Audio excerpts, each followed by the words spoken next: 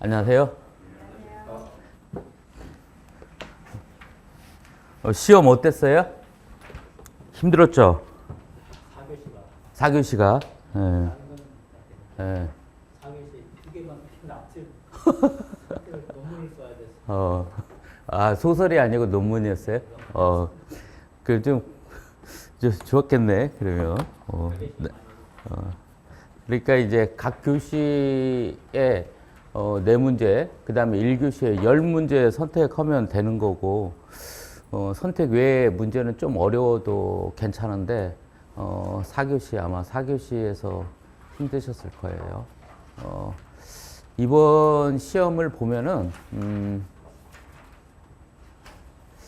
제가 이제 해설하는 입장에서 보면은, 수험생들에게, 이번 135회는 좀 가혹한 시험 아니었나. 그러니까, 너무 암기 위주의 문제가 나왔어요. 그러면 법령 위주의 문제들이 너무 많이 나왔다. 그 다음에 KDS 설계 기준 쪽 문제가 4문제가 나왔어요. 그래서 여러분들한테 너무 좀 힘들었을 것 같다. 뭐 물론 KDS 중에 애비전원 설비는 우리가 예측을 하고 있었기 때문에 그렇지만 뭐 전기실 같은 경우랄지 아니면 뭐 군의 통신실이랄지 뭐 이런 것들 좀 이런 거는 여러분들이 쓰기가 난해하지 않았을까 그렇습니다. 일단은 시험은 치른 거고 해설을 통해서 여러분들이 앞으로 추후에 이 문제를 갖고 가야 될 건지 아니면 일회성 문제로 끝날 건지 그거는 여러분들이 해설을 듣고 스스로 판단해서 결정하시기 바랍니다. 자, 그러면 135회 건축전기 설비 기술사 문제 해설을 시작하겠습니다. 먼저 1교시부터 할게요. 1교시 1번 문제입니다. 맥스웰 방정식 정의와 미분형 방정식 수식에 대하여 설명하시오 이랬는데 물론 이 문제는 제가 뭐 강의 때도 말씀드렸지만 25점으로 나온다면 적분형까지 기술을 하면 되는 거고 10점짜리 나오면 미분형만 기술하면 된다고 했는데 이번에 10점짜리 나오면서 미분형만 지금 나온 거예요. 그래서 해설에서는 여러분들 공부 차원에서 적분까지 지금 집어넣은 겁니다. 자, 그래서 한번 볼게요. 지금 보니까 요 앞에 교재라고 돼 있는 건 여러분들 기본 교재입니다. 1-4 전자기학편의 문제 2번 문제고 그 다음에 여러분들 모의고사 리비전 5.0 모의고사의 문제 49번에 나와 있는 문제다 이 말씀입니다. 출제 빈도는 118회 1교시 13번 그 다음에 125회 1교시 12번 135회 1교시 1번 문제로 나왔다. 이렇게 그래서 여러분들이 요게 몇 번이나 출제됐는지 여러분들이 요 회차수로 보시고 여러분들이 확인하시면 되겠습니다. 이 밑에 지금 제가 스토커 정리하고 발산 정리를 지금 써놨는데 요거는 뭐 때문에 하는 거예요? 요거는 여러분들 적분형을 수식 전개하기 위해서는 이게 필요하기 때문에 요 수식을 넣은 거예요. 그래서 스토커 정리 같은 경우에는 선적분과 면적적분의 변환식 해가지고 지금 선적분 그러니까 인테그랄 A 도트 DL 요 지금 DL이니까 선적분이죠. 이 선적분을 면적적분으로 치환한 거죠. 바꾼 거예요. 인테그랄 로테이션 A 도트 DS 이런 식으로 바꾼 겁니다. 그 다음에 발산 정리는 어때요? 면적적분을 최적적분으로 바꿨다. 그래서 인테그랄 A 도트 DS S니까 서페이스예요. 요거 라인이고 요거를 인테그랄 다이버전스 ADV 요거 V는 볼륨입니다. 이렇게 최적으로 바꿨다 요겁니다. 그래서 요 수식을 여러분들이 알고 계셔야 적분식을 변환할 때 좀 쉽다 이 말씀을 드리겠습니다. 그 다음에 여러분들이 요 기호를 외울 때 읽을 때요. 요거는 뭐예요? 요거는 나블라입니다. 뭐 또는 뭐 델 연산자라고 하면서 자, 요거에 도트 이렇게 돼 있으면 요거 뭐죠? 요거 다이버전스 요건 뭐예요? 발산을 뜻하는 겁니다. 요거. 그다음에 나블라에다가 이렇게 로테이션 그러니까 이제 크로스를 집어넣는 거 요걸 뭐라고 해요? 요걸 컬이라고 합니다. 컬이라고 읽으면서 요거는 회전 로테이션을 뜻합니다. 물론 여기에 뭐 나블라에다가 스칼라를 집어넣은 그라디안트랄지 아니면 나블라의 제곱인 라플라시안 이런 것들이 있는데 여기까지는 여러분들이 굳이 안 하셔도 되고 요거 다이버전스하고 컬 요 정도까지는 여러분들이 좀 아시면 되겠습니다. 자, 한번 맥스웰 방정식 정의하고 미분형 방정식 수식에 대해서 한번 설명해 볼게요. 자, 정의 보니까 어때요? 맥스웰 방정식은 전개와 자개의 상호관계를 표현한 전자파 해석의 기본이 되는 방정식이다. 이렇게 해놨어요. 그러니까 요거는 여러분들이 기본적으로 아셔야 되고 다음에 요 종류의 맥스웰 방정식 종류에 크게 4개가 있어요. 그래서 전개의 가우스 법칙, 자개의 가우스 법칙, 그 다음에 헤러데이 전자유도 법칙, 그 다음에 암페어 주의적분 법칙 또는 수정된 암페어 주의적분 법칙 이렇게도 부르는데 이렇게 총 4개가 있습니다. 그래서 앞자 따가지고 여러분들한테 외우라고 했어요. 전자, 폐, 암 해가지고 이렇게 외우라고 했습니다. 자, 먼저 전개의 가우스 법칙 한번 볼게요. 전개의 가우스 법칙 보니까 정의가 발산하는 전속 밀도의 원천은 공간 전하다 그랬어요. 요거 보면은 지금 현재 전기력선이 나오고 전기력선이 360도로 공간 중으로 지금 퍼져 나가고 있는데 이 전기력선의 원천은 공간에 있는 이 전하다 이런 이야기입니다. 그래서 발산하는 전기력선의 원천은 공간 전하다. 그런데 이제 여기에 보면은 전속 밀도라고 되어 있어요. 발산하는 전속 밀도. 전속 밀도라고 하는 애는 실질적으로 전속 밀도가 D죠. 녀석의 전속 밀도는 D인데 이 전속 밀도라고 하는 애는 그러니까 이 전속이라고 하는 자체가 요 전속이라고 하는 자체가 전기력선의 다발을 뜻하는 거예요. 이거 전기력선의 다발. 그래서 전속 밀도를 D로 표현했을 때 이건 밀도기 때문에 어때요?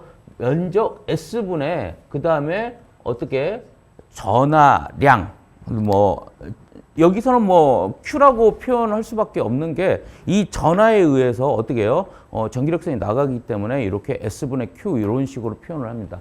그 다음에 여기 밑에도 똑같아요. 여기 밑에 자개 가우스 법칙에 여기 자속 밀도라고 되는데 이 자속 밀도도 실질적으로 자속 밀도 B이고 요 자속 밀도도 실은 자속이라는 건 자기력선 다발이에요. 그래서 요것도 면적 S분의 뭐예요? 자속인 파이를 집어넣으면 되겠어요. 이런 식으로 되니까 여러분들이 요 정도는 좀 알고 계시고요. 자, 이렇게 돼 있고 이런 전기력선을 발생시키는 원천은 공간에 있는 공간 전하다 이런 뜻입니다. 그래서 발산하는 전속 밀도의 원천은 공간 전하다. 그래서 이 정의를 그대로 식으로 가져온 거예요. 발산하는 전속 밀도. 그래서 다이버전스 D는 공간 전하 로 이런 식으로 되어 있는 겁니다. 이렇게 되어 있고 이거를 이제 실질적으로 적분 형식으로 만약 만들려고 하면은 어떻게 되냐면 여기에서는 지금 현재 대상이 전속 밀도 D이기 때문에 적분형에도 D가 들어가는 거예요. 대상은 적분형 D가 들어가는 거고 자, 지금 발산이잖아요. 발산이기 때문에 어때요? 발산 정리를 이용하는 거예요. 그래서 위에 발산 정리 보니까 뭐라고 되어 있어요? 발산 정리 면적 적분을 최적 적분으로 바꾸는 거예요. 그래서 면적 A.ds를 뭐예요? 다이버전스 ADV로 바꾸는 거죠. 그래서 그대로 위에 있는 발산 정리를 그대로 이용한 겁니다. 그래서 어떻게 해요? 지금 A.ds 대신에 D.ds를 집어넣은 거죠. D.ds를 어때요? 다이버전스 ADV에서 다이버전스 DDV로 그대로 바꾸는 겁니다. 그래서 이런 식으로 여러분들이 바꾸면 되는 거고 여기 위에서 지금 현재 다이버전스 D 요게 위에서 뭐라고 했어요? 다이버전스 D가 뭘 했어요? 로죠, 로.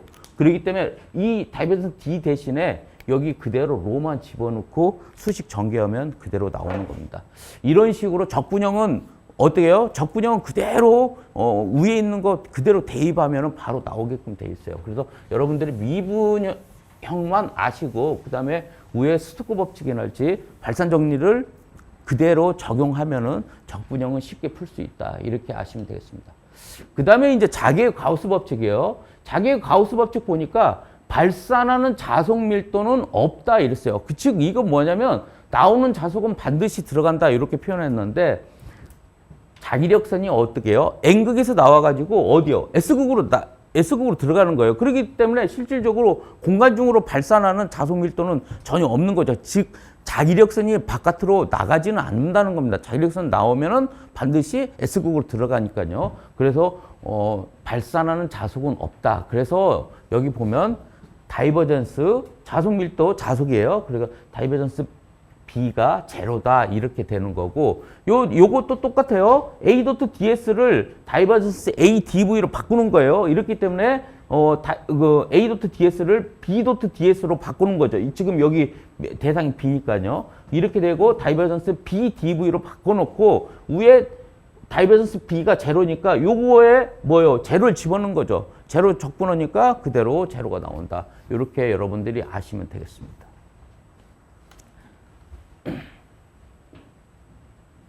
다음에 세 번째는 패러데이 전자유도 법칙인데요. 보니까 전개의 회전은 자개의 시간적 변화를 방해하는 방향으로 발생한다 이렇게 되어 있는데 여러분들 암페어 오른손 법칙 배울 때 제가 뭐라고 했어요? 자, 이 방향으로 전류가 흐르면 자속은 이 방향으로 생기는 거고 자속이 이렇게 가면은 전개는 이렇게 되는 거예요. 즉 전개하고 자개는 어떻게 해요? 계속 회전으로 다 엮여져 있다고 여러분들이 보시면 되겠습니다. 이렇게 되어 있고 자 이거 한번 볼까요? 지금 현재 자석을 지금 요거는 실질적으로 없는 거예요. 요거는 이게 어떻게 됐냐면 그냥 코일입니다. 코일이고 코일이 이렇게 그냥 감겨 있어요. 원통 형태로 감겨 있는 겁니다. 원통은 없는 거예요. 지금 현재 원통은 없고 원통 형태로 이렇게 코일이 감겨 있어요. 이렇게 코일이 감겨 있고 이 코일에다가 어때요? 막대 자석을 집어 넣는 거예요. 여기가 N극이고 여기 S극이에요. 그러면 어때요? 자석은 N극에서 나와갖고 S극으로 들어갈 거고 이런 식으로 되어 있죠. 이렇게 되어 있어서 실질적으로 N극에서 자석이 나오기 때문에 요거 빼고 N극에서 자석이 나온다고만 그냥 표기를 할 겁니다. 이런 식으로. 그래서 N극에서 이렇게 자석이 나온다. 이렇게 표현을 한 거예요. 자, 이렇게 N극에서 자석이 나오는 이 막대 자석을 어때요? 이 코일 감아 놓은 거에다가 집어넣고 빼고를 한번 해보는 거예요. 자, 코일 안쪽으로 들어갑니다. 코일 안쪽으로 들어가면은 자석이 어떻게 해요? 시간에 따라서 변화된 거예요? 안 된 거예요? 변화된 거죠. 즉 뭐냐면 자석 변화가 시간에 대해서 변화를 이루고 있어요. dt분의 d파이가 지금 현재 발생되고 있어요. 이렇게 발생되고 있는데 어떻게 해요? 지금 몇 턴을 했어요? 몇 턴 했는지는 몰라요. n턴을 했어요. n턴을 했고 자 이렇게 n턴을 하면은 어떻게 되냐면 우리 패러데이 렌츠 전자유도 법칙의 E는 마이너스 L dt분의 di 또는 마이너스 n dt분의 d파이 이거 기억나세요? 이거 기억나죠? 이 공식 이거 보면은 어떻게 되냐? 자, 요 뒤에 공식을 한번 보세요. 요거 하면은 실질적으로 자속 변화가 크면은 역기전력은 커지는 거고 그다음에 턴수가 많으면은 역기전력은 또 커지면서 이 역기전력 방향은 어떻게 해요? 반대 방향이다. 이렇게 표현을 했어요. 즉 이게 뭐냐면은 자, 자속 파이가 들어와요. 자속 파이가 들어오면은 자속의 증가 방향은 어느 방향이에요? 자속의 증가 방향은 이쪽 이 방향이 증가 방향이에요. 자속 증가는 요 방향이 증가 방향이고 막대 자석을 빼면은 자속의 감소 방향은 어느 방향이에요? 요 방향이 감소 방향이에요. 뭔 말인지 알겠어요? 이제 증가 방향은 어떻게? 이 방향, 감소 방향은 요 방향. 이렇게 되는 거예요. 이렇게 됐을 때, 자, 만약에 막대 자석을 집어넣으면은 증가가 일어나고 있어요. 자속 증가가. 그러면 패러데이 렌츠 전자유도 법칙에서는 어떻게 해요? 자속의 증감을 방해하는 방향으로 역기 전력이 발생되면서 그쪽으로 전류가 흐른다고 했었죠. 그렇기 때문에 이쪽이 증가가 일어나니까 증가를 방해하는 방향은 어때요? 이 방향이죠. 이 방향으로 역기 전력이 발생되면서 전류가 이렇게 흐르는 거예요. 즉 증가 이 안으로 들어오면 어떻게 된다? 전류는 이 방향으로 흘러간다. 이런 이야기입니다. 이 방향으로 흘러서 어떻게 된다? 전류가 이런 식으로 지금 흘러가겠죠. 전류가 이렇게 흘러가는 거예요. 그렇다면 막대 자석을 빼면요. 막대 자석을 빼면은 감소 방향이 어떻게 해요? 빨간색으로 표기 시작해요. 감소 방향이 요 방향이기 때문에 요 방향이에요. 그러면 감소 방향이 요 방향이면 이 감소 방향을 방해하는 방향으로 하죠. 이 방향이 이 방향으로 나갔으니까 어때요? 감소 방향이 이 방향이죠. 이 방향으로 흐르는 전류예요. 그러니까 어때요? 이제는 전류가 요 방향으로 흐릅니다. 요 방향으로. 요 방향으로 흐르면은 어때요? 전류 방향은 요렇게 흘러가고 있는 거죠. 자, 이렇게 즉 자속의 증감을 방해하는 방향으로 표현을 해서 여기에 마이너스를 표현을 한 거고요. 다음에 건수비를 많이 하면 많이 감아놓으면 어떻게 된다? 역기 전력은 더 커지는 거고 그 다음에 요 속도를 빨리 해요. 예를 들어서 요 속도를 빨리 해요. 요 속도를 빨리 하면 어떻게 되겠어요? 요 dt분의 d파의 이 속도 시간이 어떻게 돼요? 되게 빨라지면 줄어드는 거죠. 이렇게 해도 또 커지는 거고 그 다음에 이 자석을 엄청 크게 해요. 자석을 그러면 자속 파이가 많이 나오겠죠. 이렇게 파이가 증가해도 어떻게 돼요? 역기전력이 커지는 거예요. 그래서 이렇게 되는 게 실질적으로 패러데이 전자유도 법칙을 표현하는 일반적인 회로 개념도가 되겠어요. 자, 요걸 이제 이해를 했으면 요거 가지고 옆에 정의를 한번 볼게요. 자개의 시간적 변화예요. 자개의 시간적 변화. 그러니까 뭐예요?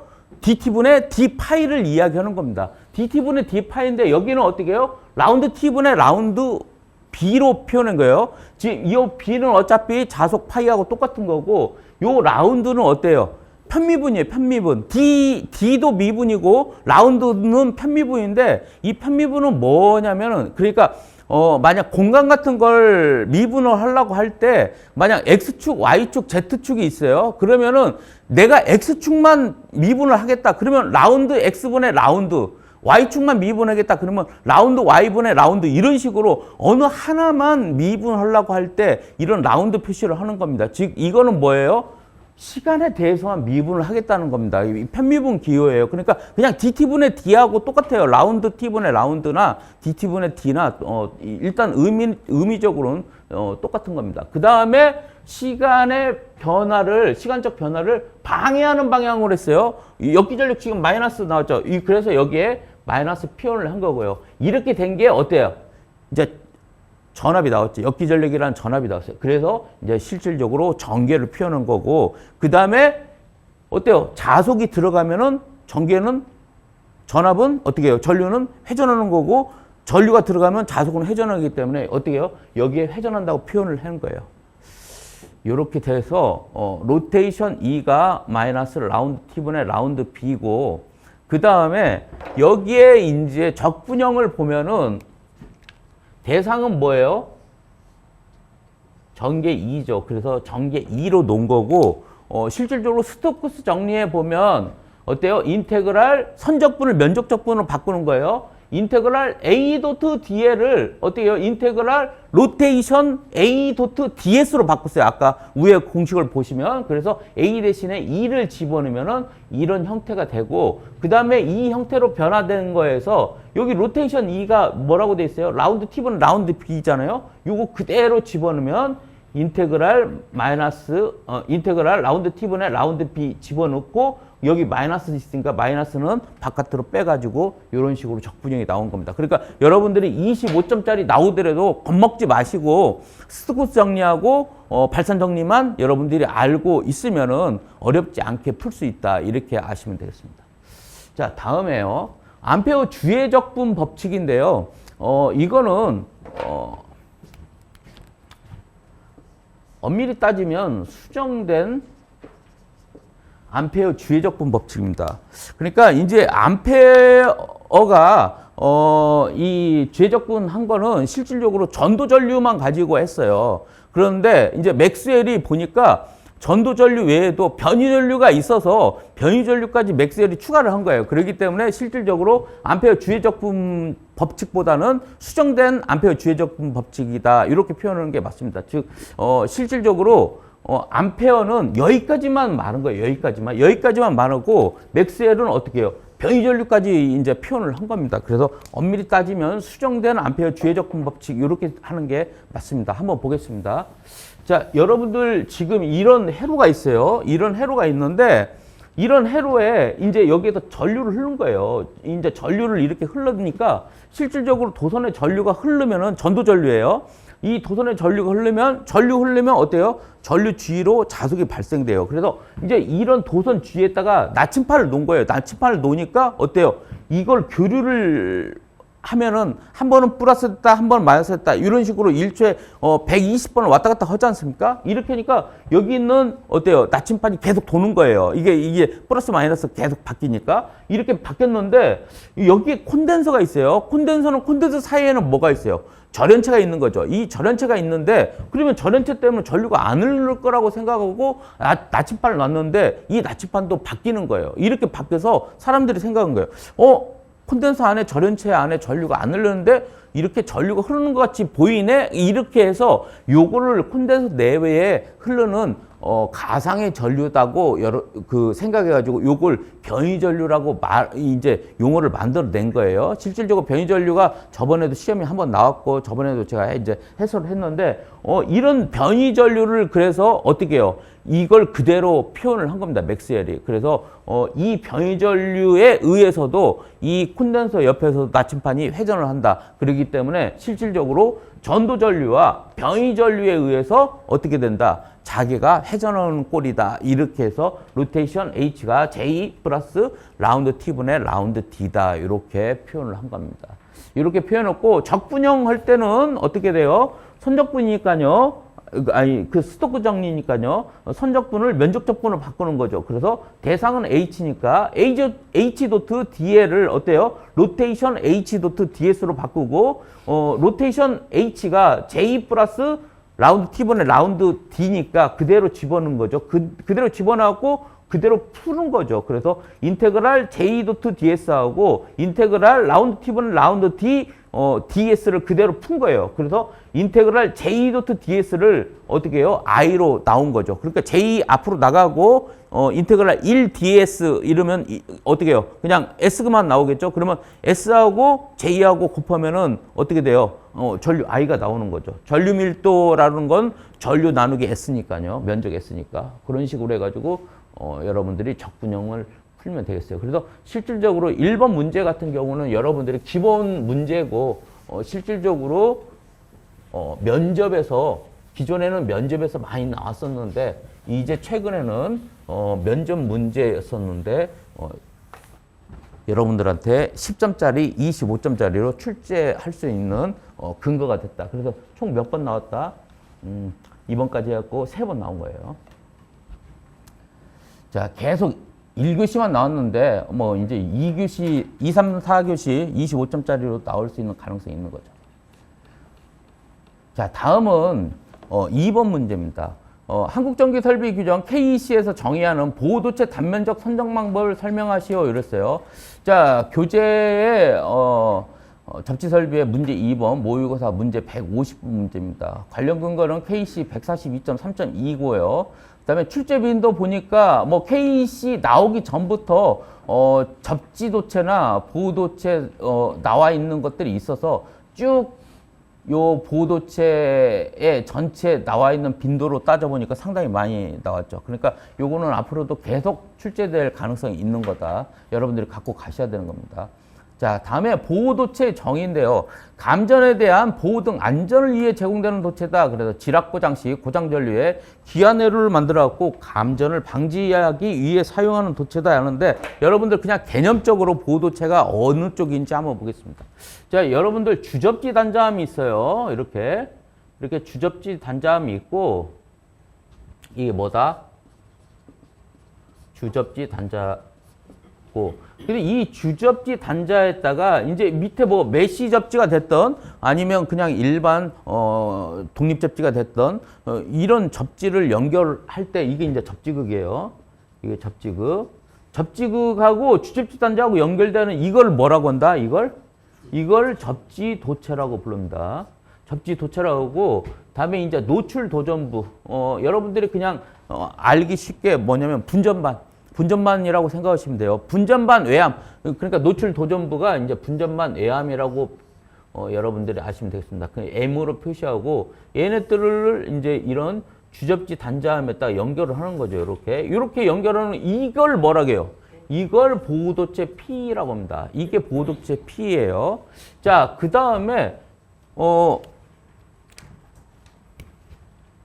예를 들어서 여기에 어떤 뭐 철근이 될지 구조체의 철근이 될지 뭐 철골이 될지 아니면 뭐 배관 금속 배관들 있잖아요. 이런 배관들이 있어요. 예를 들어서 이런 배관들이 있으면 이런 애들하고 연결되는 애, 이런 애들하고 주접지 단자하고 연결하는 거, 요걸 뭐라고 해요? 이걸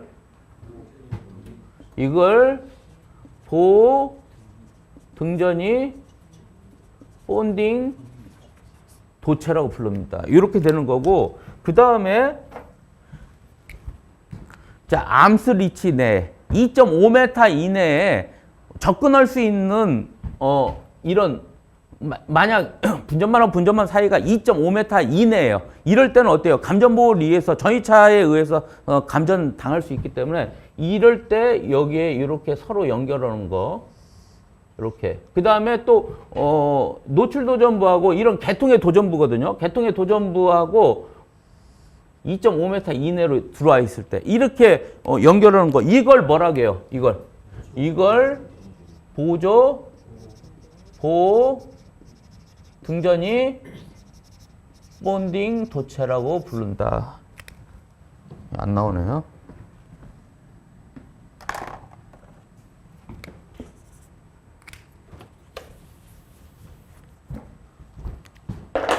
개념을 이 정도 좀 여러분들이 알고 계시면 되겠어요. 자, 이렇게 되는데 지금 대상은 뭐예요? 이 P라고 하는 보호도체예요. 이 보호도체를 단면적으로 어떻게 선정하느냐, 이걸 지금 물어보고 있는 겁니다. 그래서 한번 요거 다시 한번 볼게요.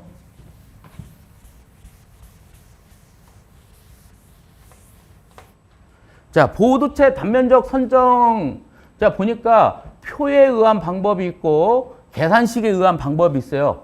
자, 여러분들 지겨울이만큼 많이 외웠던 거고 현장 실무에도 많이 쓰고 있는 거예요. 자, 보니까 자, 표에 의한 방법 보니까 선도체 단면적이 예를 들어서 16스퀘어 이하다. 그 다음에 16을 초과하고 35스퀘어 이하다. 그 다음에 35스퀘어를 초과한다. 이거에 따라서 선도체하고 재질이 같은 경우 보호도체가, 즉 그러니까 보호도체가 구리선이고 선도체도 구리선이다. 이럴 때는 요걸 적용하는 거고, 만약 선도체가 구리고 만약 보호도체가 알루미늄이다. 아니면 거꾸로 선도체가 알루미늄이고 보호도체가 구리다. 이럴 때는 요 오른쪽 식을 적용하면 되겠어요. 그냥 일반적으로는 다 왼쪽 식이 거의 대부분이겠죠.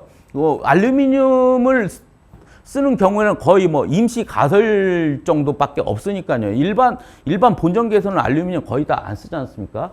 자, 그래서 이제 우리가 대부분은 다 왼쪽 걸 쓰면 됩니다. 그래서 만약 16스퀘어 이하다 그러면 어떻게 해요? 16스퀘어 만약 10스퀘어다 그러면 어때요? 그대로 10스퀘어를 쓰면 되는 거고, 뭐 예를 들어서 6스퀘어다 그러면 6스퀘어 그대로 쓰면 되는 겁니다. 그 다음에 16을 초과하고 35스퀘어 이하다. 그럼 뭐 예를 들어서 뭐 35스퀘어다. 예를 들어서 35스퀘어 썼다. 그러면 어떻게 해요? 이때는 보호도체는 16을 쓰면 되는 거예요.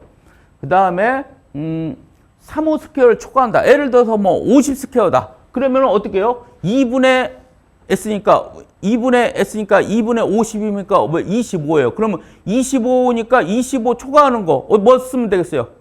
25 초과하면 35 쓰면 되겠지 뭐. 그죠? 25를 지금 50이면은 25 쓰면 되네. 25 쓰면 되네. 25 쓰면 되는 거예요. 자, 이런 식으로 여러분들이 하시면 되겠다.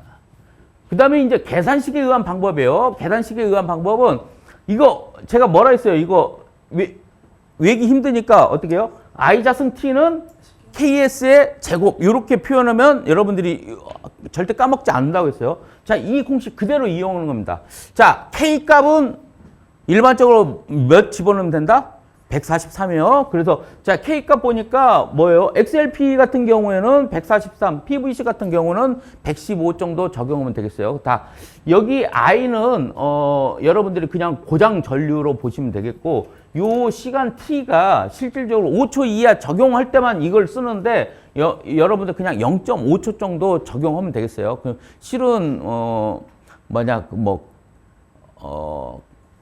MCB가 됐든 ELB가 됐든 0.5초 이내보다는 더 빨리 자르죠. 그냥 보수적으로 0.5초 집어넣은 거예요. 그래서 이것보다는 훨씬 더 빨리 자르죠. 그럼 30ms, 40ms 이내에 다 차단을 하니까요. 그죠?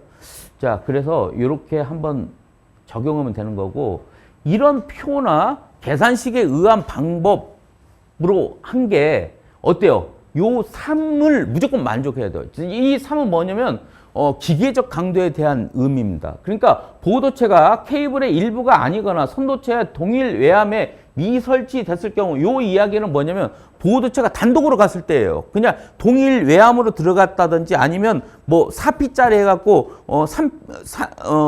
4코어짜리 써갖고 3코어는 일반 선도체 쓰고 나머지 한 코어는 접지선을 썼다. 이런 경우가 아니었을 경우에는 이거를 기계적 손상에 대해서 보호가 있냐 없냐에 따라서 어떻게 해요? 이 규격이 틀려지는 거죠. 그래서 기계적 손상에 대한 보호가 있으면은 최소 구리는 2.5, 알루미늄 16 스퀘어 이상이 돼야 되고, 만약에 거기에 대한 보호가 없다면 좀 더 두꺼워야 돼요. 그래서 구리는 4, 그 다음에 알루미늄 16 이상이면 되겠습니다. 자, 다음에 이런 보호도체가 2개 이상 회로에 공통으로 사용했을 경우는 어떻게 될 거냐. 그런데 자, 회로 중 가장 큰 선도체 단면적을 기준으로 했을 때는 표를 이용하고, 그 다음에 회로 중 가장 부담이 큰 것으로 예상되는 고장 전류 및 동작 시간을 고려할 때는 계산식을 이용한다 했는데, 이게 뭔 말인지 모르니까 예를 하나 놓은 거예요. 한번 보겠습니다. 자, 예를 놔서 한번 보니까, 자, 지금 현재 선도체가 있고요. 선도체에 지금 분전만으로 공급되고 있는 거예요. 하나는 어떻게 해요? 4스퀘어짜리 선도체가 와가지고 전류는 800A가 지금 들어가고 있는 거고, 두 번째 분전만은 어떻게 6스퀘어짜리로 들어와가지고 1000A가 들어가고 있는 거고, 세 번째 분전만은 10스퀘어에 1200A가 지금 들어가고 있는 겁니다. 이렇게 됐을 때, 자, 먼저 회로 중 가장 큰 선도체 잔면적을 기준했을 때는 표를 이용하라고 그랬는데, 지금 현재 여기에서 가장 두꺼운 건 뭐예요? 10스퀘어. 10스퀘어인데 표를 이용하면, 자, 10스퀘어면 여기에 이 기준에 만져오는 거죠. 그죠? 그러면 어떻게 해요? S가 10이고 16 이하니까 뭐요? 10을 그대로 적용하면 돼요. 그래서 그때는 10을 적용하면 되겠다. 그래서 10 적용을 한 거고요. 이렇게 하면. 자, 다음에 두 번째는 가장 부담이 큰 것으로 예상되는 고장 전류 및 동작 시간을 고려하라. 그런데 여기에서 800A, 1000A, 1200A 어떻게 제일 커요? 1200A. 그러면 1200A를 집어넣고 동작 시간은 0.5초를 집어넣어서 그 다음에 K값은 143을 집어넣어갖고 계산을 해본 거예요. 했더니 얼마예요? 5.9, 즉 6스퀘어 나오는 거예요. 뭔 말인지 알겠어요? 자, 그러면 여러분들이 일반적으로 표로 적용하는 거하고 계산식으로 적용하는 거 봤을 때 계산식으로 적용하는 게 일단 작아요. 그래서 우리가 실무적으로 계산식으로 적용해서 나오는 걸 보호도체 최소 단면적, 그 다음에 표를 이용한 게 최대 단면적, 이렇게 여러분들이 아시면 되겠어요. 자, 2번 문제는 그렇게 해서 넘어가겠습니다. 자, 문제 3번이요. 이거는 전력선에 의한 통신선 유도 장애 중 정전 유도 장애에 대해서 설명하시오 이랬는데요. 자, 교재 1- 전력공학 문제 3번, 모의고사 문제 38번 나와 있는 겁니다. 출제빈도 상당히 많이 나왔죠. 130, 이게 오타네요. 여기 왜 135에 1교시 3번입니다. 여기 131을 같이 써놨는데 이거 135회입니다. 이거 오타 수정 좀 해주세요. 자, 그래서 총 5번이 나왔네요. 자, 보니까 정의예요. 전력선의 대지전압. 전력선의 대지전압은 여기죠. 전력선의 대지전압 여기에요. 전력선 대지전압과 다음에 전력선과 통신선 사이의 상호 정전 용량 CF. 요거에 의해서 통신선 여기에 발생하는 평상시 여기 통신선 사이에 전압이 발생되는 거죠. 이렇게 통신선에 전압이 유도되어 발생하는 평상시 장애다. 그래서 실질적으로 이거는 단상 쪽이고 요건 삼상 쪽을 지금 회로도로 표현해 본 거예요. 자, 식을 보니까 어때요? 여기에 걸리는 전압은 어떻게 된다? 여기 걸리는 전압 ES는 CM 플러스 그러니까 여기 이 전력선에 있는 이 상전압이 대지전압이 어떻게 해요? CM과 CS에 의해서 분합되는 거죠. 그렇죠? 여기에 걸린 전압. 그래서 CM 플러스 CS분의 여기에 걸리는 거니까 내 거 상대방 거. 상대방 거 올라와야죠. 그래서 CM이 올라오는 거예요. 그래서 CM 플러스 CS분의 CM 곱하기 그 다음에 대지전압 2를 집어넣으면 단상권 나오겠고 자, 삼상권은 정규반 때 여러분들 증명해드렸어요. 그래서 그대로 보시고 공식은 외우라고 했어요. ES는 어떻게 되나? 여기 걸리는 ES는 CA 플러스 CB 플러스 CS 플러스 아니 CC 플러스 CS분의 루트 CA 마이너스 CB, CB 마이너스 CC, CC 마이너스 CA를 한 거에 뭐다? EA 값 A상의 대지전압 뭐 B상이든 C상이든 상관없어요. 이렇게 대지전압을 집어넣으면 나오겠다. 이렇게. 자, 이거 보니까 요거에 대한 원인은요. 원인은 이 발생되는 원인 보니까 C하고 E네요. 그죠? 주파수하고 거리하고는 무관해요. 뭐 전자유도는 주파수하고 거리하고 관계가 있는데 정전은 그렇지는 않다. 이거 정전 유도 장애는 고장시 장애예요, 평상시 장애예요. 평상시 무조건 생기는 거예요. 여기 위에 평상시 장애라고 그래서 설명을 해놓은 거고. 자, 이렇게 해서 요거 영향 보니까 통신설비 저렴 파괴, 통화 잡음 및 기기 오동작, 통신 측 피레기 동작, 다음에 감전 위험이 있는데 여기에 대한 대책으로는 일단 C값을 줄이면 되겠어요. 그래서 전력선 및 통신선을 완전 연가하고 전력선과 통신선의 이격거리를 증대하면 되겠어요. 그 다음에 또 정전차폐를 하면 되겠는데 전력선 및 통신선을 케이블 해갖고 차폐 효과를 높인다든지 아니면 통신선을 접지한다든지 아니면 차폐선이나 차폐 울타리를 설치한다든지 아니면 수목이나 언덕이 있으면 이런 애들은 차폐 효과가 있거든요. 그러니까 이런 애들을 적극적으로 이용한다든지 이렇게 하시면 되겠습니다.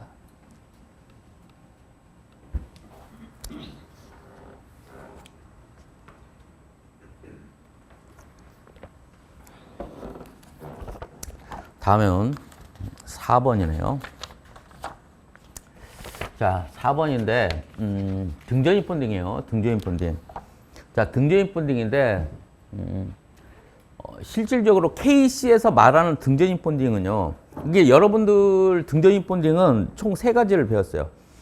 감전 보호용 등전입 본딩, 그다음에 필의 등전입 본딩, 그다음에 기능용 등전입 본딩 총 3개를 배웠고 KC에서는 기능용 등전입 본딩은 나와요, 안 나와요? 안 나왔어요. KC에서는. 그래서 여기 문제에서 KC에서 규정하는 이렇게 말을 물어보면은 기능용 등전입 본딩 쓴다, 안 쓴다? 안 쓰는 거예요. KC에서 규정하는 거는 감전 보호용하고 필의 등전이니까 요 2개만 써야 되는 겁니다. 기능용 등전입 본딩을 쓰면은 맞다, 틀리다. 아니에요. 그건 아닙니다. 기능용 등전입 본딩은 어떤 이 약정기기들 있잖아요. 약정기기들의 기준 전이를 이렇게 확보하는 차원에서 하는 거예요. 그 다음에 뭐 EMC 대책으로 하는 거기 때문에 걔는 일단 놔두고요. KC에서 말하는 2개 본딩만 설명드리겠습니다. 자, 일단 본딩의 의미입니다. 본딩이라는 건 등전이를 형성하기 위해 도전부 상호간을 정기적으로 연결하는 거예요. 자, 이거 보면은 이렇게 뭐 플랜지가 있고 이 플랜지에 만약 뭐 여기 절연판을 끼워놓고 여기 배관이면은 어때요? 요 사이를 이렇게 본딩을 해야겠죠. 정기적으로 끊어져 있는 거니까, 그죠? 그 다음에 이렇게 이제 땅에 직접 연결하는 건 접지고 이렇게 도전부관을 연결하는 게 본딩입니다. 그래서 본딩하고 접지하고는 틀리다.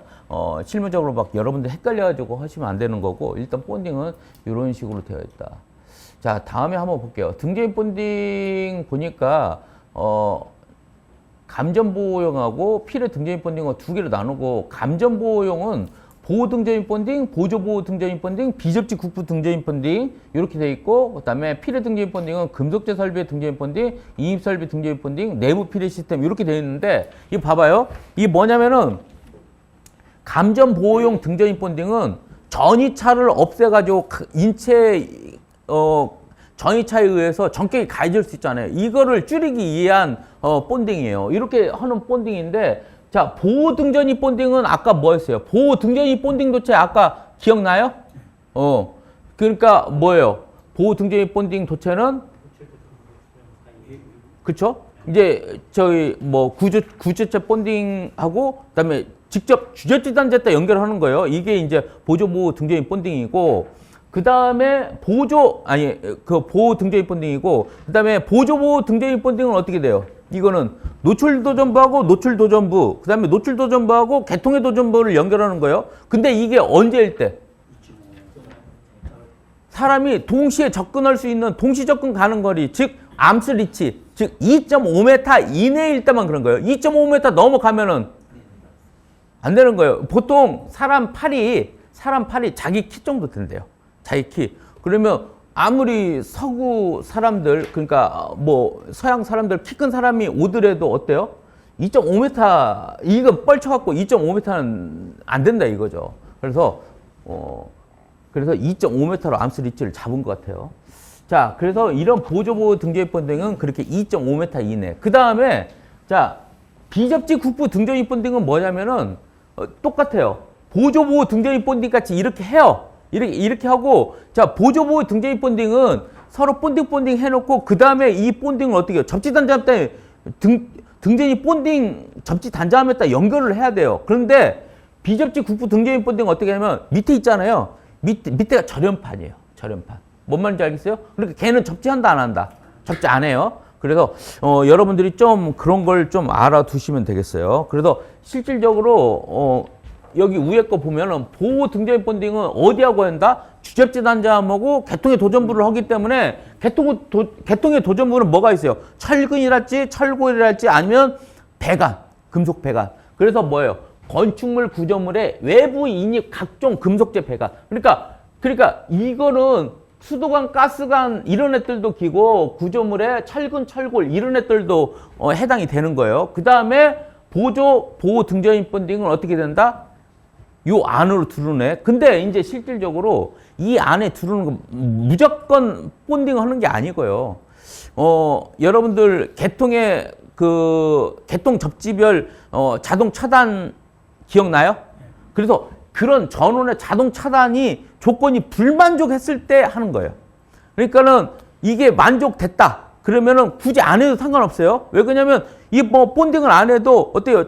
차단기가 알아서 끊어요. 감전보호를 하기 때문에 그건 안 해도 되는 거고, 만약에 그게 불만족됐다. 그럴 때만 본딩하는 거예요. 그러니까 여러분들이 안전공사에서 예를 들어서 막 창문 창틀 본딩해야 그 사용전 검사 할 때 지적이 나왔다. 그러면 여러분들 어떻게 하면 돼요? 감전보호로 MCC가 됐던 ELB가 됐던 이런 애들이 동작해가지고 감전보호 됩니다. 요거 소명만 하면은 어떻게 된다? 그건 이제 지적사항 없어지는 거예요. 그래서 여러분들 어떻게 된다? 조건이 전원 자동 차단 조건이 불만족하고 그 다음에 2.5m 이내인 그런 도전부만 하는 거다. 이렇게. 그 다음에 이제 비접지 국부 등전입 본딩은 요거하고 똑같은데 어떻게 된다? 밑에가 절연판이에요. 밑에가 절연판이었고, 여러분들 이 절연판 기억나요? 절연성 바닥에 저항해갖고 만약 500V 이하다. 잠시만요.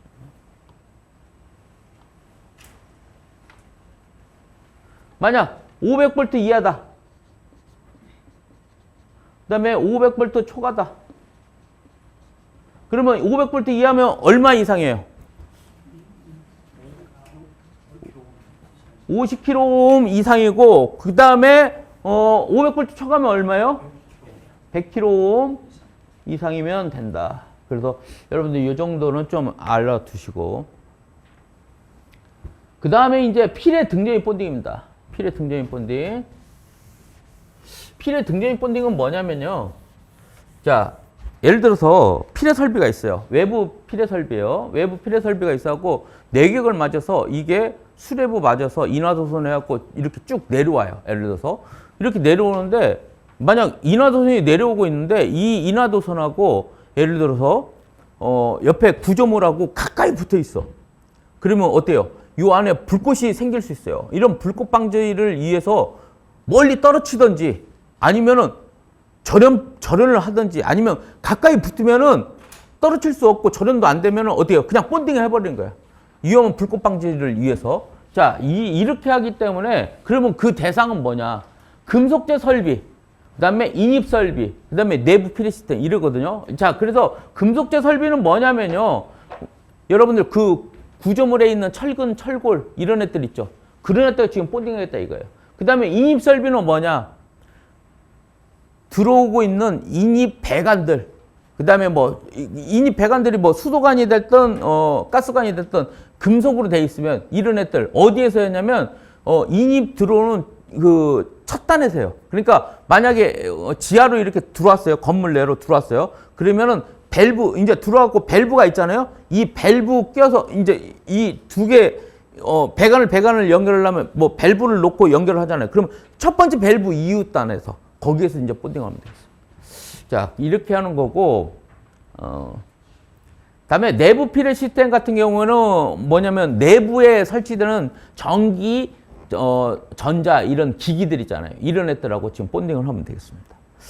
그래서 요거 좀 알아두시고, 막말로 이제 구조물에 접속된 외부 도전성 부분 요거를 이제 등조임 본딩을 하는데 뭐 이런 게 있어요. 분리된 LPS가 있고 분리되지 않은 LPS. 우리 일반적으로는 일반 건축물은 다 분리되지 않은 LPS예요, 분리된 LPS예요. 분리된 LPS는 그거 있잖아요. 건물 놓고 제가 양쪽에 폴대 세워가지고 위에 수평도처럼 게 이게 분리된 LPS고 분리되지 않은 LPS죠. 왜 그러냐면 전부 다 건물에 붙어 있잖아요. 그래서 분리되지 않은 이런 LPS 같은 경우에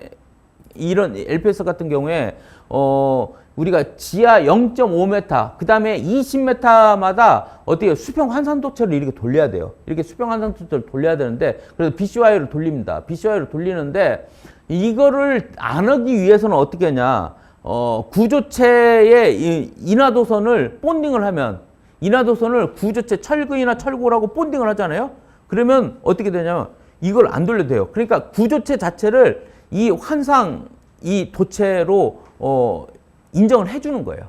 그래서 뭐 이런 게 있다는 거 여러분들이 좀 알아두시고, 요거는 대상만 쓰라 했고 이 분류만 알고 대상만 쓰면 되는 거예요. 그래서 요거는 크게 어렵지 않은 문제다.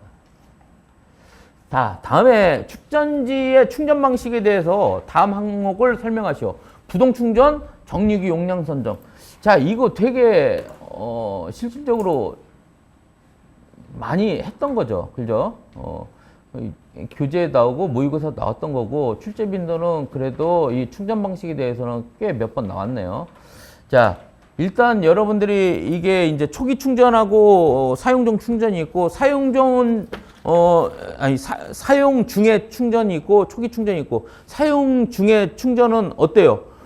제가 보급부 세균 해가지고 왜라고 했어요. 앞자 따가지고 그죠? 그래서 뭐 보통 충전, 급속 충전, 다음에 부동 충전, 세류 충전, 균등 충전 이렇게 돼 있다. 그래서 그 중에 이제 부동 충전이 제일 중요하다고 설명을 드렸던 거고 부동 충전에 대해서 이제 나온 거예요. 그래서 한번 보니까 정의 보니까 상시 부하의 전원 공급 및 축전지의 자기 방전은 상시 부하의 전원 공급을 했지 이 축전지가 이제 자기 방전돼갖고 조금씩 소실돼요. 이런 거는 어떻게 해요? 이 정유기 충전기가 부담을 하고 그 다음에 순간적으로 대부하가 엄청 늘었을 때 이때는 어때요? 이때는 축전지가 담당한다. 이런 이야기입니다.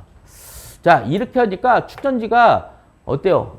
얘 방전할 때마다 계속 공급을 하니까 어때요? 상시 완전 충전 상태고 정유기 용량이 대부하는 얘가 담당하니까 정유기 용량은 그렇게 크지 않아도 돼요. 그 다음에 축전지 계속 방전됐을 때 계속 넣어주기 때문에 축전지 수명에도 좋은 영향을 미치고요. 일반적으로 거치형 축전 설비는 거의 다 부동 충전입니다.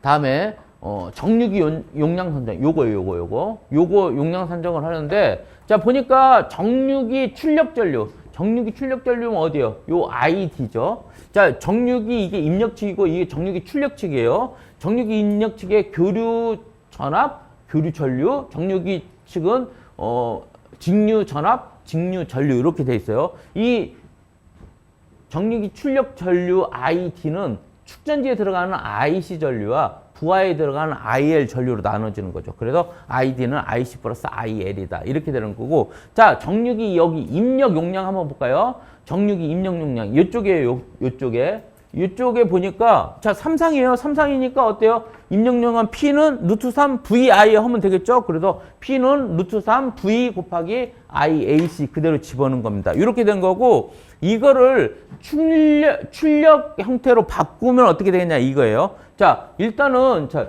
여기 출력에 전압하고 전류 곱하면 단위는 뭐다? 와트요, 와트. 와트를 코사인 역률로 나누면 어떻게 된다? VA로 바뀌어요. 그러면 이제 일단 출력 VA가 된 거예요. 출력 VA를 효율을 감안하면 입력 V로 바꾸는 거예요. 그래서 효율을 감안해갖고 입력 V로 바꾸는 겁니다. 그래서 여러분들 크게 어렵지 않다. 자, 그 다음에 1-6 정전기 방전 현상에 대해서 설명하시오. 이랬어요. 자, 대전 물체 주위에 형성된 정전기에 점점 커져갖고 얼마? 공기 절연 파괴강도 30kV per 센티미터, 그러니까 1cm당 30kV에 도달하면 이게 뭐예요? 이게 공기가 절연 파괴되는 전압 한계예요. 그죠? 직류 30kV, 교류는 21kV죠. 그죠? 이렇게 도달해갖고 기체의 전리작용이 일어나는, 즉, 기체가 절연이 파괴되는 이런 현상이 이게 실질적으로는 방전 현상이 되겠습니다. 그래서 시험에는 135회 말고 3번이 나오는데 저 3번은 전부 다 코로나 방전이에요. 코로나 방전. 그러니까 여태까지는 코로나 방전만 나왔어요. 코로나 방전만 나왔는데 이번에 전체 정전기 방전에 대해서 설명하라고 이렇게 나온 거예요. 그래서 한번 볼게요. 요거 보니까 코로나 방전 보니까 여기 그림이 있는데요. 자, 이게 코로나 방전, 브러쉬 방전, 불꽃 방전, 연면 방전, 내상 방전 이렇게 되는데 자, 이런 코로나 방전 보니까 가는 도전체예요.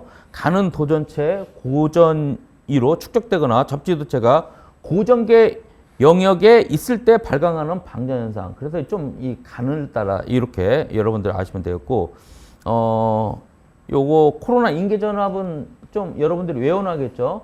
24.3 M0M은 델타 D 로그 10 R분의 D 요 정도는 좀 여러분들이 알고 계셔야 됐습니다. 그 다음에 브러쉬 방전이요. 곡률 반경이 큰 여기 좀 이렇게 좀 그거죠. 이 넓죠. 곡률 반경이 큰 도체와 고체 기체의 절연체나 저도전율 액체 사이의 대전량이 많을 때 발생하는 방전 현상이다. 이런 거고. 다음에 불꽃 방전 같은 경우에는 어때요? 표면 전압 밀도가 높아가지고 분극화된 절연파한 표면 또는 대전된 도체와 접지된 도체 사이에 발생하는 방전 현상이다. 연면 방전 보니까 드럼이나 사일로 내에 분진이 높은 전하를 보유할 때 대전이 엷은 층상의 부도체를 방리할 때 대전이 엷은 층상의 부도체 뒷면에 근접한 접지체가 있을 때 표면을 따라 발생하는 방전이다. 다음에 이 내상방전이에요. 이건 이제 구름 안에서 생기는 건데 공기 중에 내상으로 부유하는 대전 입자의 규모가 커졌을 때 대전구름에서 발생하는 방전이다. 그래서 이제 이 운내방전 정도 생각하시면 되겠어요. 그래서 뭐 이런 식으로 돼 있으니까 여러분들 한번 보시고요. KC에서 규정하는 케이블 트렌치 공사. 야, 이 트렌치 맨 처음에 생겼을 때 그때 나왔어요. 그때 나오고 이제 교재했다가 이제 나와가지고 그 다음 나올 확률이 없어서 조그만하게 해놨다가 이번 이제 신규 규제 다시 나올 수도 있겠다 해가지고 큰 글씨로 바꿔놨어요. 요거를 이번에 나와버린 거예요. 정의 옥내 배선을 위해서 바닥을 파서 만든 도량이나 부속 설비를 말한다. 옥내 수전 설비 및 발전 설비 설치 장소에만 적용한다. 뭐 시설 기준이 있는데요. 일단은 여기에 뭐 밑에 받침대를 써라 이런 이야기입니다. 받침대. 그 다음에 그 안에 방수 처리하고 그 다음에 전선의 허용 구분 반지름 이상. 그러니까 허용 곡률 반경 이상으로 이렇게 꺾어질 때 그렇게 하라 이겁니다. 그 다음에 돌기가 없애야 되는데 돌기 있으면 어떻게 해요? 케이블 스크래치 나겠죠. 그 안에는 뭐 이제 그 뚜껑 받침대는 내식성 재료나 방식 처리를 해라 이런 거고. 그다음에 외부에서 고형물이 들어가지 않도록 얼마? IP2X. IP2X면 이면 어떻게 해요? 지름이 12.5mm예요. 손가락 정도, 손가락이 안 들어갈 정도의 그 정도 구멍만 허용되는 거예요. 그다음에 케이블 포설 보니까 전선의 접속부는 방습 효과를 갖도록 해라. 그다음에 절연 처리를 하고.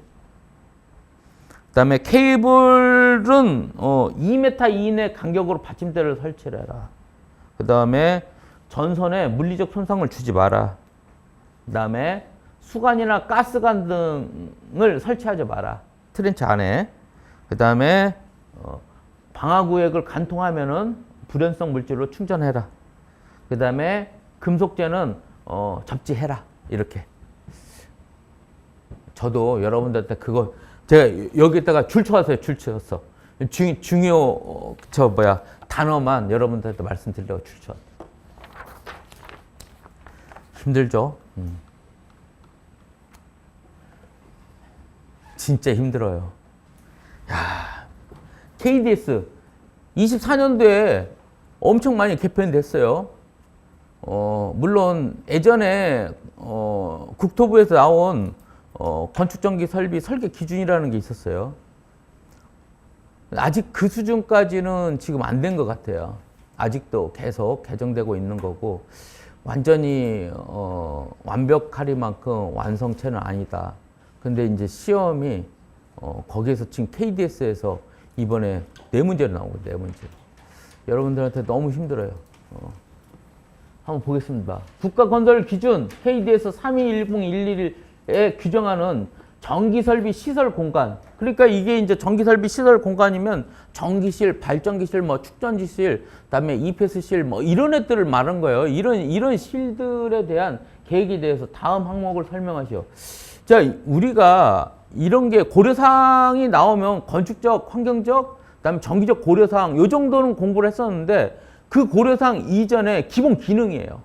그래서 뭐 기능성, 관리성, 그다음에 안전성, 그다음에 뭐 확장성이 있는데 와 이거를 그 중에 3개를 내버린 거예요. 지금 기능성, 관리성, 안전성을. 자, 한번 보겠습니다. 일반 고려사항은 제가 써놓은 거고요. 지금 기능성, 관리성, 안전성인데 자 기능성 볼게요. 뭐 부하 중심에 놔라. 그 다음에 외부로부터 수전이 용이해야 된다. 그 다음에 배선과 점검 유지 보수가 용이한 장소여야 된다. 그 다음에 전기실에 인접해야 된다. 뭐 이 정도로 요약할 수 있습니다. 관리성 볼게요. 충분한 공간을 확보해라. 그 다음에 보수 교환 장래 증서를 고려해라.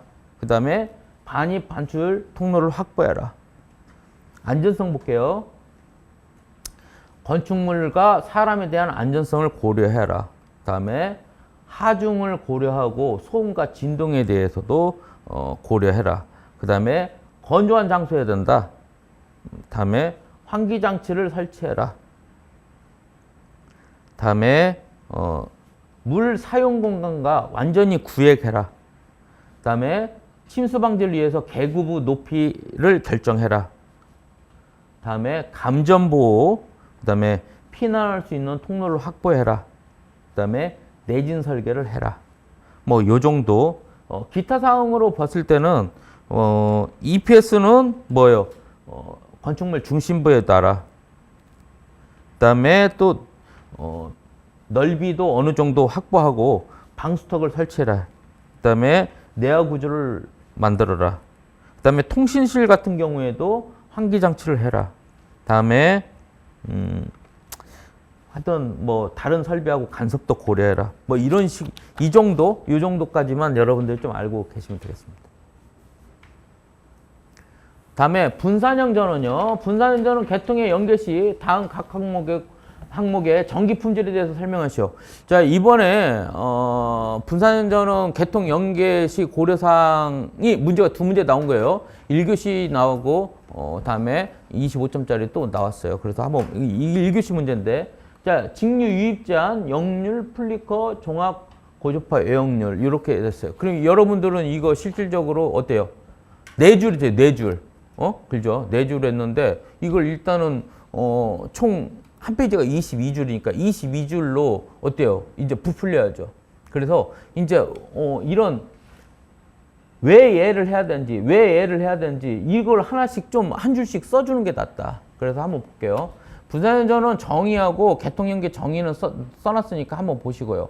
자, 직류 유입 제한. 자, 전압화형에 직류 성분이 유입되면요, 직류 상승분이 발생되겠죠? 그죠?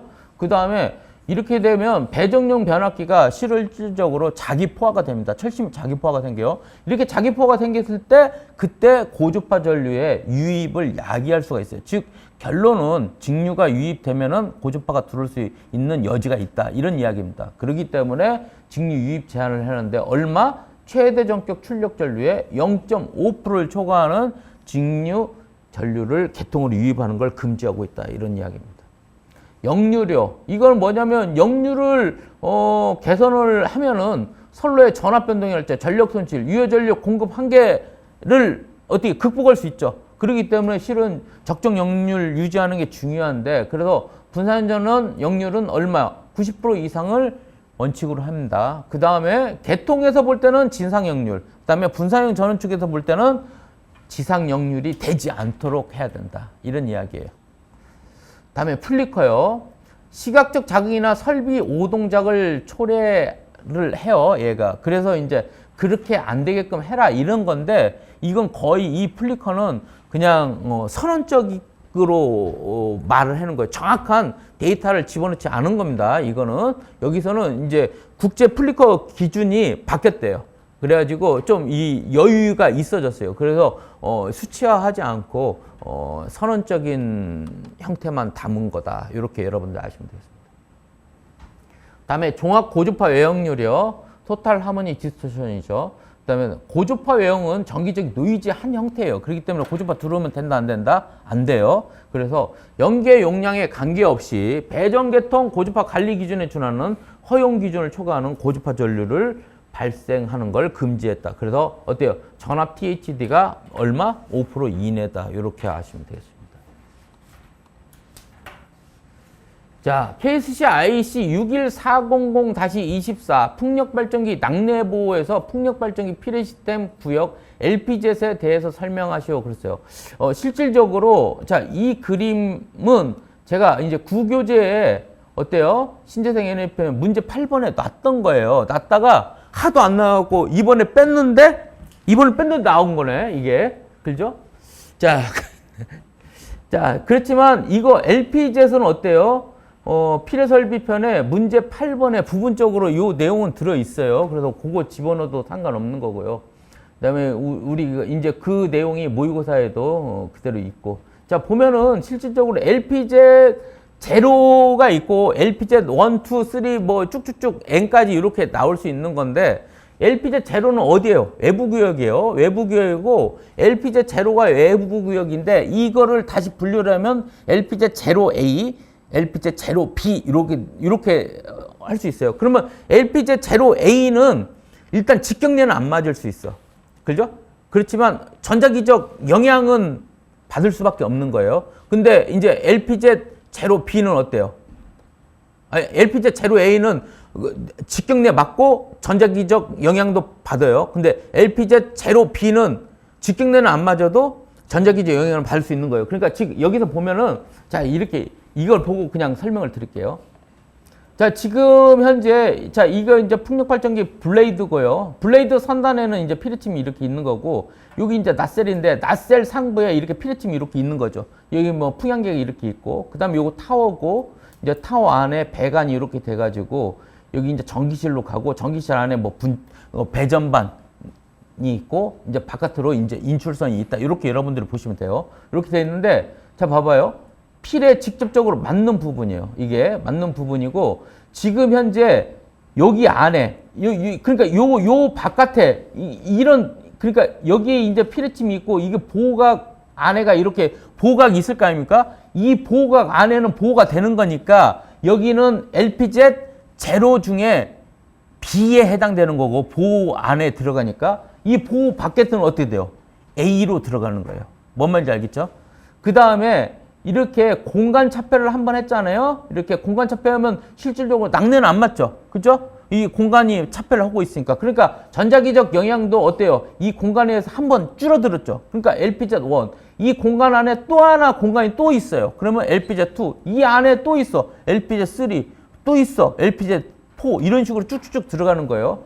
그 다음에 여기에 차폐 케이블이 있는데 여기 보면은 요 차폐 케이블은 LPZ 요 차폐 케이블 아니 차폐 파이프 안에 요 배선은 LPZ1으로 돼 있어요. 왜 그러냐면 요게 이 바닥으로 낙뢰가 떨어졌을 때 바로 영향 받는 건 요거에 의해서 공간 한 번 제약이 됐잖아요. 그래서 여기는 한 번 제약이 됐기 때문에 LPZ1이고 여기 보면은 지금 이 타워 안에 배관이 있기 때문에 이거는 어때요? 두 번 됐기 때문에 LPZ2로 나온 거예요.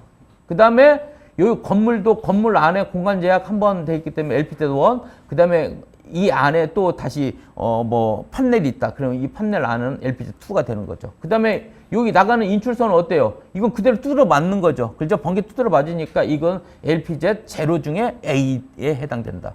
그래서 여러분들 개념적으로 어떻게 되는지 좀 한번 알고 계시면 되겠습니다. 자, 다음은요. 소방시설용 비상전원 수전설비 하지의 안전 성능 기준 NFPC 602에서 저압으로 수전하는 경우 배전반, 분전반, 전기회로 결선 방법에 대해서 설명하시오.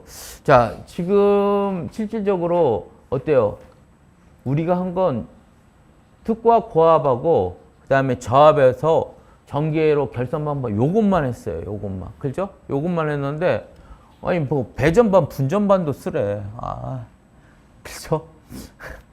일단 쓰라고 하니까 쓰긴 써야 되는데 여러분들이 선택을 아마 힘들었을 거예요. 그러니까 문제가 이번 문제를 보면은요. 안에 부분 문제가 되게 많아요. 그죠? 부분 문제가 많다 보니까 여러분들이 아마 좀 힘드셨을 거야. 아마 선택을 딱 했다가도 쓰려고 하면은 모르는 게 또 있고 그래서 아마 여러분뿐만 아니고 거의 대부분이 그러지 않았을까 생각됩니다. 자, 그래서 비상전원 수전 설비 정의를 놓고 배전반, 분전반 정의를 놨어요. 비상전원 수전 설비는 뭐예요? 자, 그냥 상용으로 공급되는 거하고 똑같아요. 근데 내야 성능만 더 집어넣은 거예요. 그래서 불 나더라도 어떻게 해요? 상용으로 계속 좀 받을 수 있게끔 잘 버틸 수 있는 거예요. 화재가 나더라도 그러니까 여러분들이 그 화재가 났을 때 소방관이 사람들을 피난시키고 소화 활동 끝날 때까지 공급될 수 있게끔 내화 성능을 강화해 놓은 게 비상전원 수전 설비라고 생각하시면 되겠습니다. 여기에 배전반, 분전반 있는데 제1종 배전반, 제1종 분전반, 그 다음에 제2종 배전반, 제2종 분전반 이렇게 나눴어요. 그래서 제1종 배전반하고 제1종 같은 경우에는 외압 두께 1.6mm 이상, 그 다음에 외압 내부는 내열성 및 단열성 있는 재료로 단열해야 된다. 외압 노출 설치는 불연성 또는 나연성 덮개 있는 표시 등을 하다든지 전선의 인입구 및 인출구는 외압 노출에 설치 가능하고요. 외압은 금속판 또는 금속재 가유 전선관을 쉽게 접속하고 그다음에 접속 부분은 단열 주치를 해야 된다. 공용 배전반이나 분전반의 경우 공용 배전반, 분전반은 이거 뭐냐면 공용은 소방회로하고 일반 전기회로하고 같이 쓰는 거예요. 이런 애들은 소방회로와 일반 회로의 사용에는 배선 및 배선용 기기는 불연재료로 구획하라. 일단 2종이에요. 2종 같은 경우는 외압 두께는 이것보다는 좀 줄죠. 1.0mm. 단열 위해서 배선용. 여기는 내열성, 단열성으로 단열해야 되는데 얘는 그냥 배선용 불연 전용실 내에 설치만 하면 돼요. 그 다음에 외압에 노출 설치되는 거는 여기에 보면 불연성 또는 나연성 덮개 있는 표시 등 전선의 인입구 및 인출구 외에 120도 온도 가했을 때 이상이 없는 전압계 전류계도 달 수 있습니다. 그 다음에 외압은 금속반 또는 금속재 가유전선을 쉽게 접속하고 접속 부분은 단열 조치를 해라. 똑같고요. 공용 배전반, 분전반 경우 소방회로와 일반 회로에 사용되는 배선 및 배선용 기기는 불연재료로 구획하라. 똑같습니다. 자, 전기회로 결선 방법인데요. 일반적으로 여기 일반부하고 이거 소방부하 쪽이에요. 일반 회로의 과부하 단락 사고 시 여기에 사고 났을 때 이쪽입니다. 이쪽 사고 났을 때 이 SN 그러니까 이게 이제 지금 일반 회로의 이제 간선 쪽 차단기죠. 이 SN하고 SN1, SN2 이거 이제 분기 쪽에 이제 지금 분기 차단기인데 이런 애들은 요 인입계획이 SN보다 먼저 얘네들이 차단해야 된다 그죠? 이게 얘보다 얘네들이 먼저 차단해야지 얘가 먼저 차단하면 소방회로 끊기니까 안 된다 이런 이야기입니다. 그 다음에 요 SF는 요것보다 동등 이상의 차단 용량을 요구한다 이렇게 되어 있어요. 12번이요.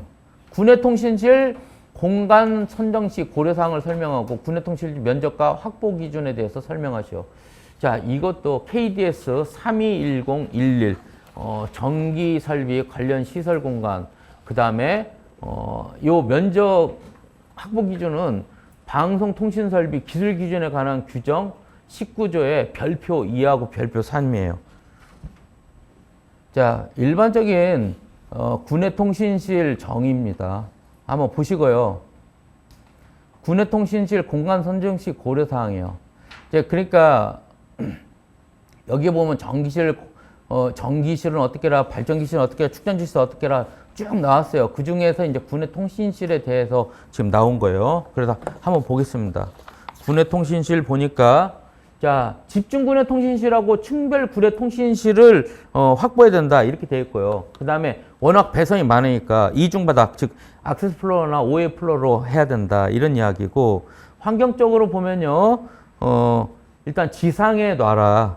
그 다음에 부득이한 경우로 지상이 아닌 지하로 내려가면은 어떻게 된다? 침수 우려가 없고 습기가 차지 않는 곳에 해라. 이런 이야기고, 그 다음에 상온 상습이 가능하도록 해라. 그 다음에 인입이 편리한 곳에 설치해라. 배선이 용이한 곳으로 해라. 이런 이야기고, 그 다음에 군내통신실 면적과 확보 기준인데요. 자, 통신실 면적은요, 벽이나 기둥은 제외예요. 벽하고 기둥을 면적에는 집어넣지 않습니다. 이렇게 하고, 자, 이 기준을 보니까 어떻게 되냐면, 자, 이 업무용 건축물이에요. 6층 이상 연면적 5,000회배 이상인 업무용 건축물이고, 그 외의 업무용 건축물인데, 자, 이거 5,000 이상 업무용 건축물은, 이건 좀 큰 거죠. 이때는 집중군내 통신실하고 층군내 통신실, 이게 두 개 있어요. 이렇게 했는데, 집중군내 통신실은 10.2 해배 이상으로 해라. 그 다음에 층 군내 통신실은 각 층이 예를 들어 1000해배 이상이면 10.2, 그 다음에 800 이상이면 8.4, 500 이상이면 6.6, 500 이상, 500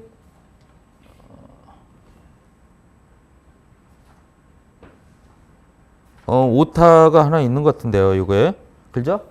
두 개가 또 500 똑같이 돼 있는데, 요거는 제가 좀 이따 확인 좀 해서 알려드릴게요. 요거. 뒤에 오타 나온 것 같은데, 지금 요것도 500이고 얘도 500인데 지금 여기 6.6, 5.4잖아요. 요건 좀 이따 제가 다시 한번 말씀드리겠습니다. 그 다음에, 집중 군내 통신실, 500 이상이면 10.2, 그 다음에 500 미만이면 5.4로 해라. 여기 이제 미만 같은데, 요거. 그죠? 500 미만 같아요. 그 다음에 공동주택 및 준주택 오피스텔 군내통신실 같은 경우는 50세대, 500세대, 500세대, 1000세대, 1000세대, 1500세대, 1500세대 초과 이렇게 나누는데 그때는 10회배, 15회배, 20회배, 25회배 이상 이렇게 되는 겁니다. 힘들어요?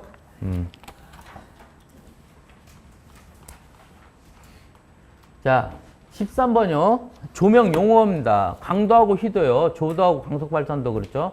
자, 강도. 강원으로부터 어느 방향에 대해 빛의 세기로 단위 입체각당 발산 강속을 말합니다. 그래서 I 칸델라는 뭐예요? 오메가분의 F 강속이 되겠죠. 만약 여기서 F는 오메가 I로 바꿔 9라면 오메가 2파, 아니 4파이니까 4파이 I가 되겠네요. 그 다음에 희도요. 강원에 빛나는 정도, 눈부신 정도죠.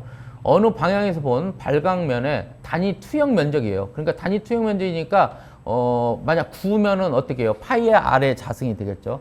단위 투영 면적당 강도입니다. 그래서 B 니트는 S분의 I가 되겠네요. S분의 I가 되고 만약 9라면 이 S가 뭐 어떻게 된다? 투영 면적이니까 파이 아래 자승이 되겠습니다. 조도와 강속 발산도요. 조도. 강원에 의해 비춰지는 면의 밝음의 정도예요.